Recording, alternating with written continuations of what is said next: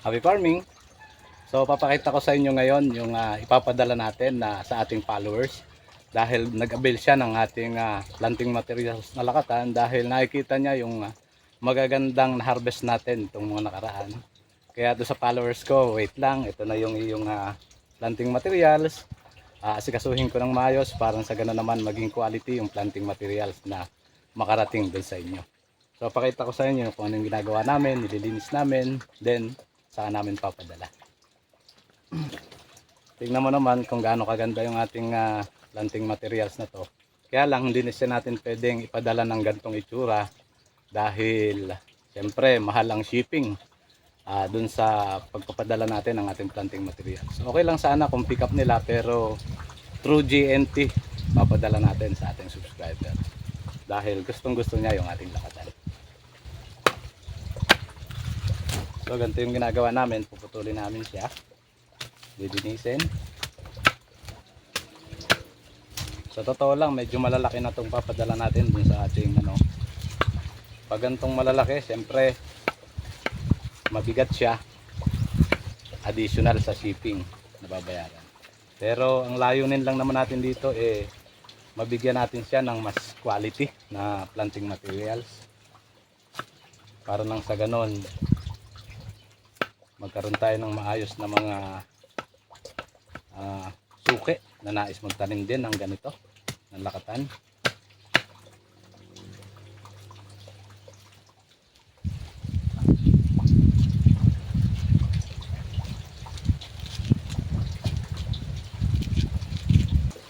At yun, ganito na lang yung makakarating sa kanya. Then bababad natin to sa ating weed fungicide at insecticide para kung sakaling meron siyang mga peste o kaya ay yung makaka-apekto dito sa ating planting materials ay free from any pest and diseases. So pakita ko sa inyo, ganyan ka quality ang ating planting materials.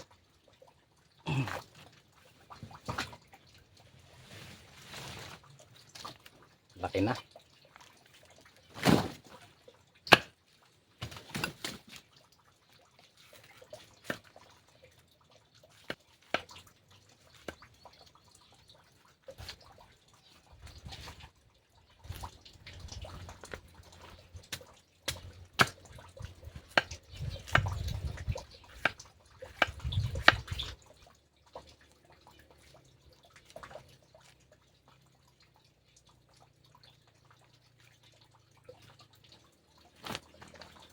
Ito na siya.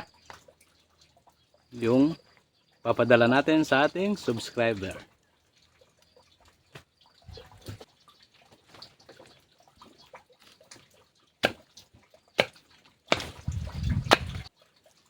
Siguro yung iba sa inyo magtataka kung bakit sasabihin bakit nyo pa pinuputol. Ay buti lalaki na, mabilis nang lumaki yung ating saging. So ginagawa lang natin to dahil nga medyo malayo yung ating papadalhan. Kaya para makamenos tayo sa shipping, ganito yung sistemang ginagawa namin.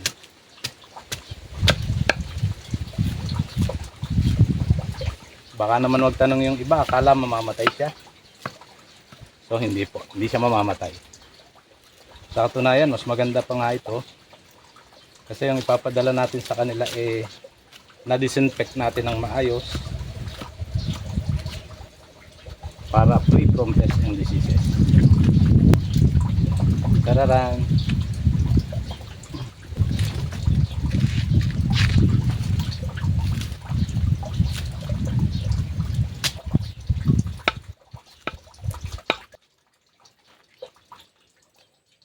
Ito, tamang-tama yung lang yung size niya. Kasi medyo magaang siya. Makakamura tayo sa shipping.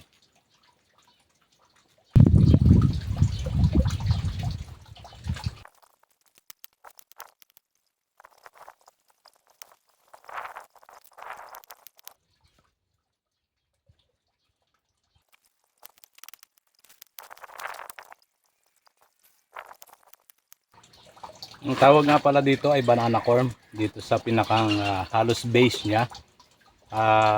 Tawag ng iba dun sa kabuuan nito, suwe, pero ito banana corn. At alin ba yung pinaka-practical na itanim? Kung meron ka ng existing na taniman at may mga available ka na ng mga ganito, so ito na lang yung pinakang mabilis na magandang pantanim.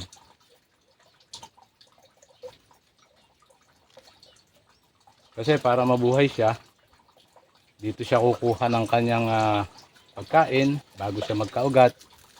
Kasi matubig siya, may pang support siya habang nalaki. So ito lang yung practical tips sa mga gustong mag-shift ng ating planting materials na tulad ng ganito na banana. Ang practical tips para hindi mahal ang ating babayaran sa shipping. Kaya pinipili natin yung ganito. Pinuputulan natin siya para bawas timbang.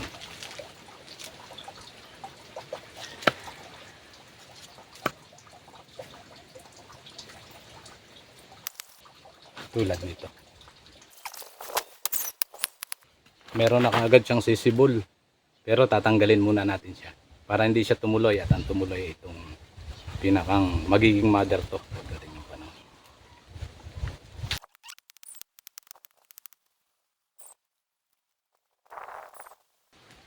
Dun sa nagwo-worry na baka hindi daw siya mabuhay, hindi tumuloy, hindi tumubo, so wag po kayong mag-alala. Mabubuhay talaga siya. Masasabi ko 100% mabubuhay siya, basta ilagay nyo lang ng tama, alagaan nyo lang siya ng maayos, mayroong regular watering pansamantala habang nagpapatubo siya para sumibol. Then kahit na meron siya kanina na yung tutubo na dito, ito possible tumubo pa rin, tinatanggal muna natin para dito siya mag-concentrate. So yun ginagawa natin.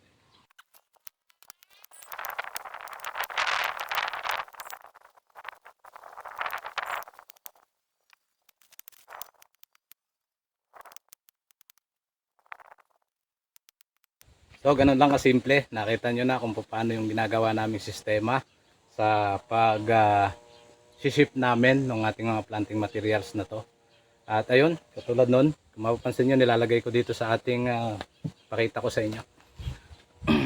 Nilagay natin dito sa ating may fungicide at saka may insecticide para nang sa ganun hindi sila maging free sila sa pests and diseases.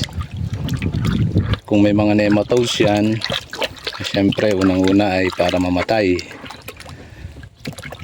at magiging maayos yung quality ng ating mga planting materials tulad yan. Ayan, lilinisin pa natin siya. So yun lang, another practical tips na naman. Dito lang yan sa Senior Valentin Integrated Farm. Kaya doon po sa mga subscriber natin, lalagay po natin to sa page sa ating YouTube channel na ang title ay Happy Farming, na kung saan follow, like and share para sa ganon ay maging updated pa kayo do sa mga susunod nating videos. Lalo tigit sa mga gustong magkaroon ng farm o bago pa lang nag-uumpisa sa farming, makikita nyo po yung mga previous videos ko. Yun lang, maraming salamat and happy farming!